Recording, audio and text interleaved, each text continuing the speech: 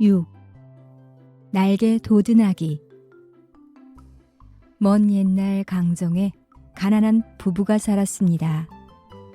부부에게는 쌍둥이가 태어났는데 아무 탈 없이 무럭무럭 자랐습니다. 흔한 감기 한 번 걸리지 않고 방긋 웃는 쌍둥이가 가난한 부부의 행복이었습니다.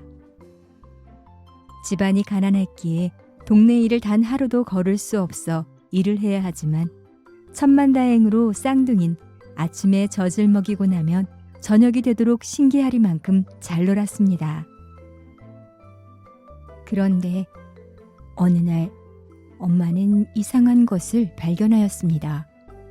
한 번쯤은 구덕 아기를 재우는 기구에 오줌을 쌀 만도 한데 지금까지 그런 일이 없었습니다. 아침에 젖을 먹이고 차례로 눕혀두었는데 저녁에 보면 자리가 바뀌어 있었습니다. 가만? 내가 잘못 봤는지. 엄마는 다음날 쌍둥이 옷자락에 표시해 놓고 일을 마치고 돌아와 보니 아니나 다를까 자리가 또 바뀌었습니다. 이상한 일이다. 어떻게 된 연유일까? 엄마는 쌍둥이의 자리가 자꾸 바뀌는 이유를 알고 싶었습니다. 하루는 밭일을 나가는 척하다가 살며시 들어와 옆방에 숨었습니다. 방 안을 살폈지만 아무 일도 없는 게 아니겠습니까? 그거 참... 한나절이 되어도 쌍둥이는 잠만 쿨쿨 잘 뿐 꼼짝도 하지 않았습니다. 내가 멋에 홀렸었나? 엄마는 지금까지 잘못 생각해왔나 싶어 긴 한숨을 내쉬는 순간이었습니다. 엄마는 갑자기 온몸이 추위에 감싸인 듯하여 머리끝이 곧게 서는 기분이었습니다. 아니, 엄마는 덥석 자리에 주저앉고 말았습니다. 너무나 기이한 일이 방 안에서 벌어지고 있는 걸 보았습니다. 세상에, 저럴 수가. 쌍둥이는 겨드랑이에 날개를 달고 푸드덕 방 안을 날아다니며 서로 장난치고 시시덕거리며 놀고 있는 게 아니겠습니까? 그런 일을 보고 놀라지 않을 엄마가 세상에 어디 있겠습니까? 이 일을 어쩐담? 이 일을? 엄마는 정신을 잃고 쓰러졌습니다. 한참 후 정신을 차리고 보니 쌍둥이는 언제 그랬냐는 듯 세상 모르게 잠들어 있었습니다. 그날 저녁 부부는 쌍둥이 문제를 의논했습니다. 아무리 역적이 된다 해도 어찌 자식을 내 손으로 죽일 수 있겠소.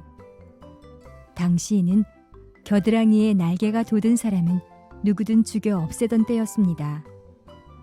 겨드랑이에 날개가 있는 사람은 천하를 다스릴 큰 인물이 된다는 말을 믿는 시대였습니다. 제일 높은 사람은 천하를 다스리는 인물이란 자기를 몰아낼 역적이라고 생각했기 때문입니다. 여보, 아무래도 아버님 묘소를 잘못 쓴 것 같구려.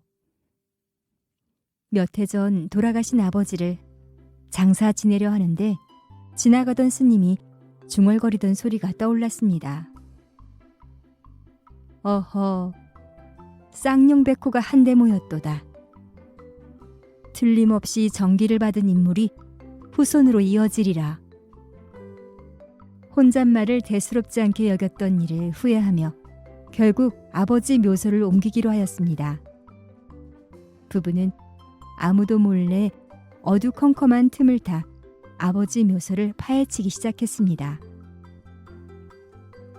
마땅히 옮길 자리는 정해져 있지 않았지만 한시라도 빨리 묘소를 옮겨야 한다는 생각뿐이었습니다. 컴컴한 밤인데도 확 트인 시원함과 병풍처럼 둘러싸인 기암 절벽이 환한 빛을 내고 있었습니다. 하늘을 찌를 듯한 소나무 숲이 수만 대군을 거느린 장군의 모습으로 묘소를 에워싸고 있었습니다. 그만큼 명당짜리였나 봅니다. 이 불효를 용서하시옵소서. 부부는 큰 절을 올렸습니다. 쌍둥이를 살려 대를 잇고자 함이니 굽어 살피소서. 부부는 하염없이 내리는 눈물을 닦으며 삽질을 시작하였습니다. 조금이라도 빨리 묘소를 옮길 양으로 부지런히 삽질했습니다. 잘못해서 다른 사람의 눈에 묘소를 옮기는 게 탄로난다면 결국 쌍둥이 때문이라는 걸 알게 되고, 그렇게 되면 쌍둥이는 죽게 됩니다. 부부는 삽질을 멈추고 뒤로 물러섰습니다. 묘 구덩이에는 커다랗고 하얀 말이 엎드려 있었습니다. 하얀 말은 부부를 보며 눈물을 흘렸습니다. 이상한 소리를 내며 울었습니다. 그러다가 하늘로 훨훨 날아가 버렸습니다. 눈 깜짝할 사이에 벌어진 일이었습니다. 하얀 말이 올라간 자리에 아무것도 없었습니다. 이런 일이 있을 수 있는가? 부부는 넋나간 사람처럼 가만히 있었습니다.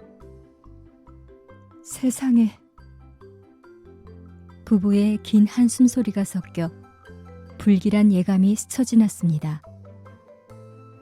엄마를 부르는 듯, 아빠를 부르는 듯 애원하는 소리가 바람을 타고 들렸습니다. 그 길로 다름질쳐 집에 가보니 쌍둥이는 아기 구덕에 누운 채 조용히 눈을 감고 있었습니다. 영원히 잠을 자는 곳으로 떠난 후였습니다.